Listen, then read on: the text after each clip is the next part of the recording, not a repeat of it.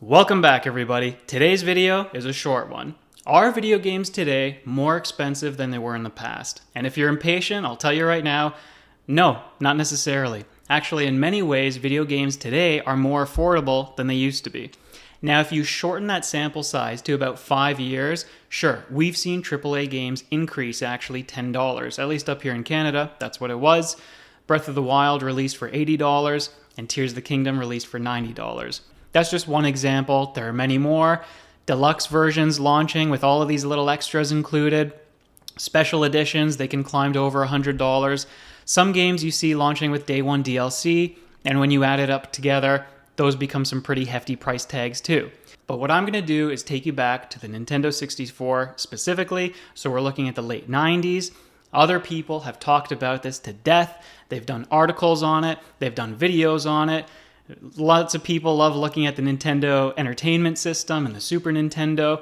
So this is nothing groundbreaking, but for some reason, this question is still asked. And I still see complaints about video games being overpriced, and we're no longer in the golden era of cheap and affordable video games.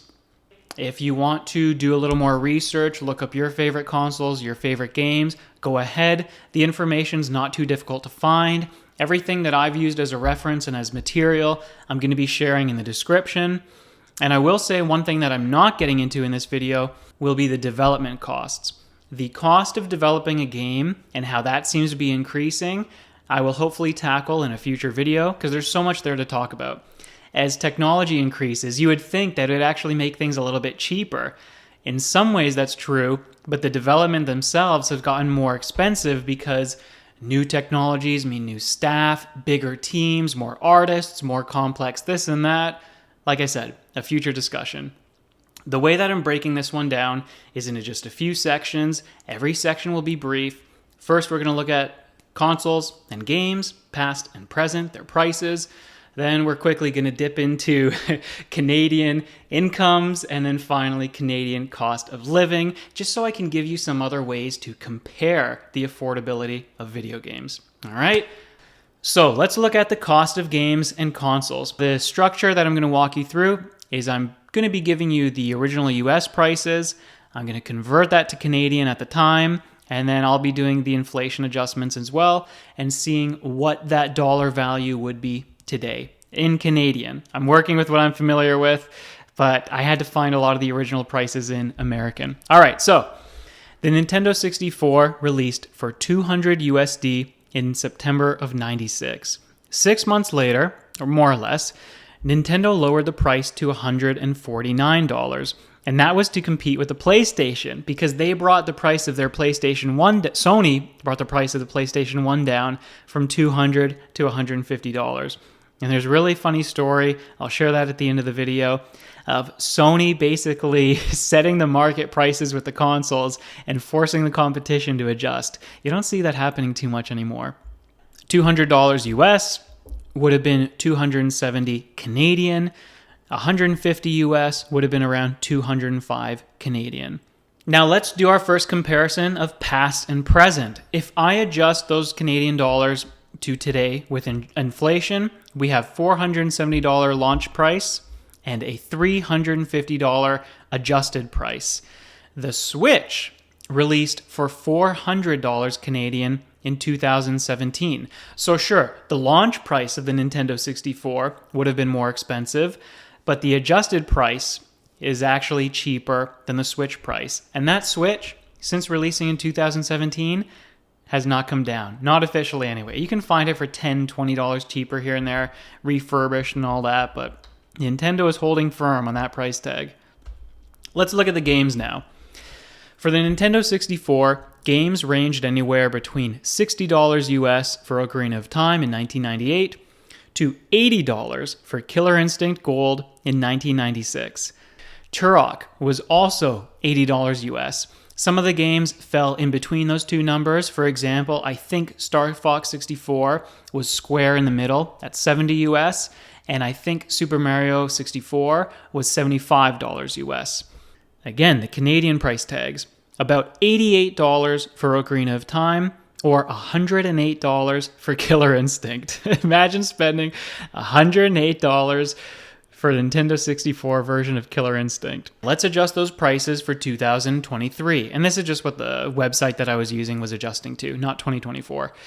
Those costs would be $150 Canadian for Ocarina of Time and $242 for Killer Instinct. You know that Switch games are not that expensive. The cheapest first-party game on Switch, I think, is Everybody 1-2 Switch, and that has a $40 Canadian price tag. And Tears of the Kingdom is the most expensive, with a couple of others, and that's at $90. Big difference between $150 adjusted Ocarina of Time and $90 Tears of the Kingdom. Now, inflation isn't the be-all, end-all. Inflation doesn't necessarily paint the picture. It's nice that games have not continued to increase as inflation has increased. That's really great. But I'm going to look at a couple of different things here to help really bring it home and show you that, yeah, actually, those games were more affordable, starting with the average income in Canada. Now, 1998 was the furthest back that the official Canadian documents would reach. And so in 1998, before taxes, the average family income here was $65,000.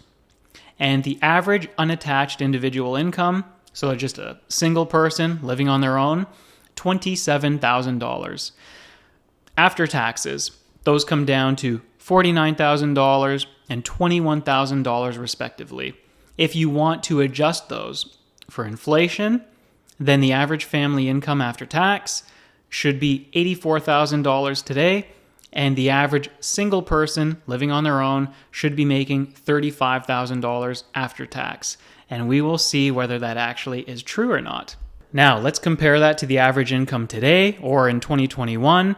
There are some mixed results, but the official government website has the average income for all persons in Canada in 2021 before taxes being $53,000. And after taxes, the average income was $43,800. Now let's compare what it's actually going to cost you if you are buying these video games, past and present. So I want to allocate some money in my budget for video games in the past. My salary, like I said, in 1998, I'm living on my own, I'm a single guy, my take home is $21,000. I want to buy Ocarina of Time. That is 0.33%, or sorry, after tax, that is 0.42% of my income. How about today? The average person after tax buying Tears of the Kingdom, that is only 0.21% of my income. So you can see here that a game from the Nintendo 64, Ocarina of Time, it's actually twice as much coming out of what I make compared to Tears of the Kingdom today. Hope I explained that well. I hope I phrased it well. But just seeing the numbers on screen, I will put them on screen, you should see exactly what I'm talking about here. Also worth noting before moving on that the median annual income in Canada has steadily increased by roughly $950 per year for about the last 20 years. So every single year that has passed, the median income is going up almost $1,000. All right, cost of living. Just again, to kind of give you an idea of what is the buying power of your dollar, how strapped for cash are you. Housing in Canada in 1997, the average purchase price of a newly built or renovated home was about $160,000. If you adjust that for inflation, it would be around $272,000.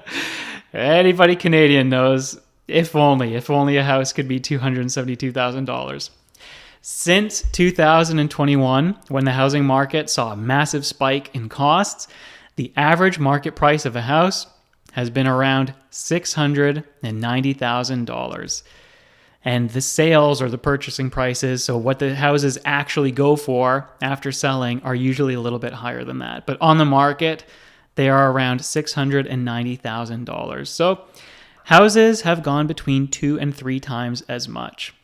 The whole point of showing you the housing cost is, isn't it nice that video games are not 2 to 3 times more expensive than they were in the past?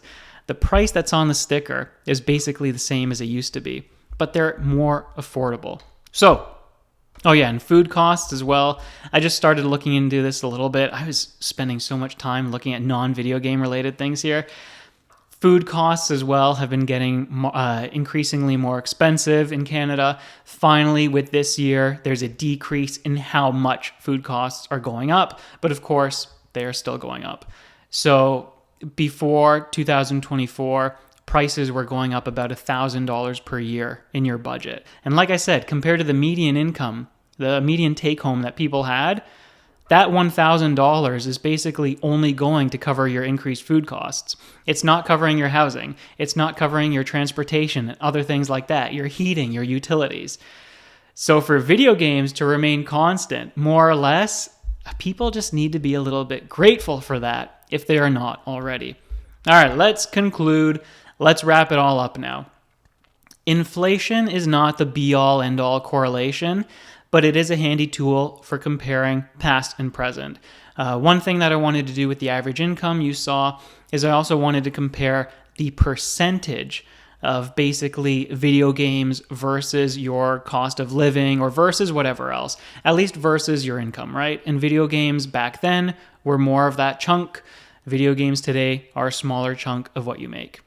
At least just game to game, right? Maybe you spend more on video games than your parents did. Video games, like I've said, they are not more expensive, even though the stickers and the price tags might reflect that with a $90 price tag compared to $80 5 years ago. But let me talk about the relative prices with inflation. And in case you've been confused about inflation till now, this should really hammer it home for you. If I had $100 in the past and I bought that $90 Ocarina of Time game, I would have $10 left over. Okay? That $100 in the past is $170 in my pocket today. So if I have $170 today and I decide to buy Tears of the Kingdom, also $90, I still have $80 left over. The point that I keep on trying to hammer home is that buying a video game today should still leave you with more money left over than it did in the past. As far as incomes are concerned, depending on the data that you gather, they've remained roughly the same or they've actually gone up a little bit. So like I said not too long ago, for a single person living on their own, they made around $27,000 or, adjusted for inflation, $46,000. And today, the average income for people living in Canada, $53,000. So there's a little bit more money in your pocket.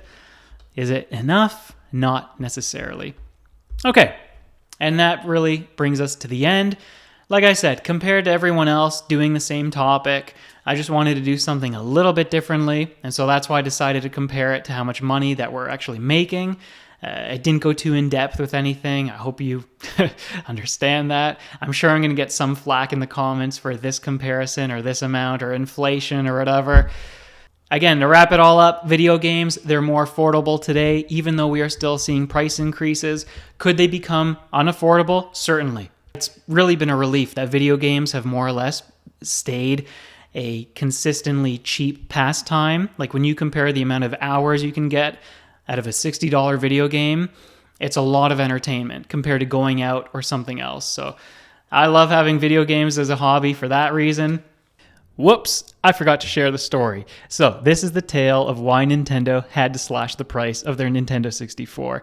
It all begins at E3 in 1995. It's May 11th, Sega's doing a presentation, and they both announce and simultaneously launch their Sega Saturn. The release price, $399 US. Sony caught wind of this info, and what do they do that same weekend? They announced the price of their upcoming PlayStation, $299 USD, $100 cheaper. Some of you already know what happened to the Sega Saturn. Wasn't too successful.